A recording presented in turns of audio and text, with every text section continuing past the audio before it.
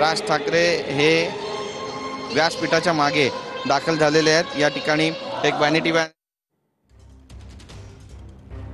मनसेचा गोरेगावमध्ये आज पदाधिकारी मेळावा होतोय आणि यासाठी आता राज ठाकरे मेळाव्याच्या ठिकाणी पोहोचलेले आहेत। आज राज ठाकरे काय बोलणार याकडे सगळ्यांचं लक्ष लागलेलं आहे। आगामी निवडणुका ठाकरे बंधूंची युती होणार का? गेल्या काही दिवसांपासून आपण सातत्याने पाहतोय की ठाकरे बंधूंच्या भेटीगाठी वाढलेल्या आहेत, मात्र राजकीय समीकरणं त्यांच्यामध्ये कशी असणार? सर्व पदाधिकारी यासाठी उपस्थित राहणार आहेत।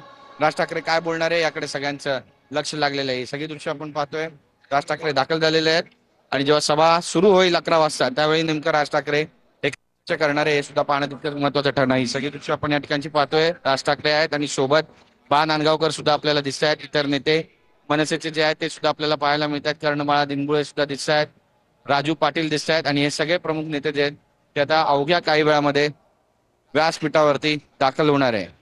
ही सगळी दृश्य आपण या ठिकाणी पाहतोय। पोलिसांचा देखील मोठा बंदोबस्त या संपूर्ण परिसरामध्ये तैनात करण्यात आलेला आहे। वातानुकूलित असं भव्य मंडप जे आहे ते सुद्धा या ठिकाणी उभारण्यात आलेलं आहे आणि राज ठाकरे हे नेमकं काय भाष्य करणार याकडे सगळ्यांचं लक्ष लागलेलं आहे।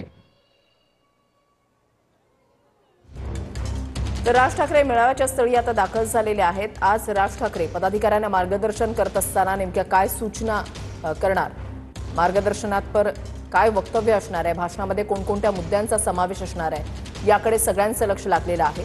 गोरेगावमधल्या नेस्को सेंटरमध्ये मनसेचा हा मेळावा जो आहे तो आयोजित करण्यात आलेला आहे। ठाकरे बंधूंच्या राजकीय युती संदर्भात ते काही बोलणार का? कारण गेल्या काही दिवसांपासून आपण पाहतोय की ठाकरे बंधू जे आहेत ते वैयक्तिक कार्यक्रमास्तव एकत्र आल्याचं पाहिलेलं आहे, मात्र आता आगामी निवडणुका पाहता राजकीय युती संदर्भात काही वक्तव्य, काही भाष्य त्यांच्याकडून केलं जाणार का? त्या संदर्भात पदाधिकाऱ्यांना काही सूचना दिल्या जाणार का? हे देखील पाहणं तितकंच महत्त्वाचं असेल। आपल्याला माहितीच आहे की काल संजय राऊतांनी असं म्हटलेलं आहे की ठाण्यामध्ये आमची युती आहे, म्हणजे ठाकरे बंधूंची युती आहे आणि 75+ जागा ज्या आहेत त्या आम्ही जिंकणार, असा विश्वास राऊतांनी बोलून दाखवलेला आहे। मात्र ठाण्यामधलं हे जरी चित्र असलं आणि आगामी 5 महानगरपालिका ठाकरे बंधू एकत्र लढणार असल्याचे संकेत जे आहेत ते राऊतांकडून सातत्यानं देण्यात आलेले आहेत, तर या संदर्भात काही भाष्य राज ठाकरे करणार का हे देखील पाहणं महत्त्वाचं असेल। आगामी निवडणुकांच्या दृष्टिकोनातून राज ठाकरे पदाधिकाऱ्यांना काय मार्गदर्शन करतात हे देखील पाहणं महत्त्वाचं असेल। अमित ठाकरे सुद्धा आपण या ठिकाणी पाहताय, अमित ठाकरे सुद्धा आता या मेळाव्याच्या स्थळी पोहोचलेले आहेत। मनसेचे सर्वच प्रमुख नेते त्यासोबतच पदाधिकारी या मेळाव्यासाठी उपस्थित आहेत आणि पदाधिकाऱ्यांना खास करून मार्गदर्शन जे आहे ते मेळाव्याच्या माध्यमातून केलं जाणार आहे। आपण पाहिलेलं आहे की अमित ठाकरे हे सुद्धा सक्रिय झालेले आहेत, ऍक्टिव्ह झालेले आहेत आणि गेल्या काही दिवसांपासून कार्यकर्त्यांसोबतच्या भेटीगाठी त्यांच्या वाढलेल्या आहेत। मेळाव्याला मुंबईमधील सर्व पदाधिकारी सध्या उपस्थित आहेत। मुंबईमध्ये ठाकरे बंधूंचं नेमकं राजकीय समीकरण काय असणार हे देखील पाहणं महत्त्वाचं असणार आहे।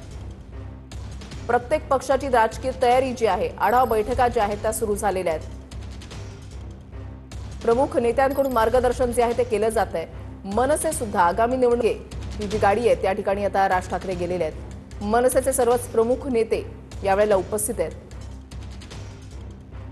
सर्व पदाधिकारी जे आहेत ते पोहोचलेले आहेत आणि प्रतीक्षा आहे ती म्हणजे व्यासपीठावर राज ठाकरे केव्हा येणार आणि मार्गदर्शन करत असताना राज ठाकरे नेमकं काय बोलणार।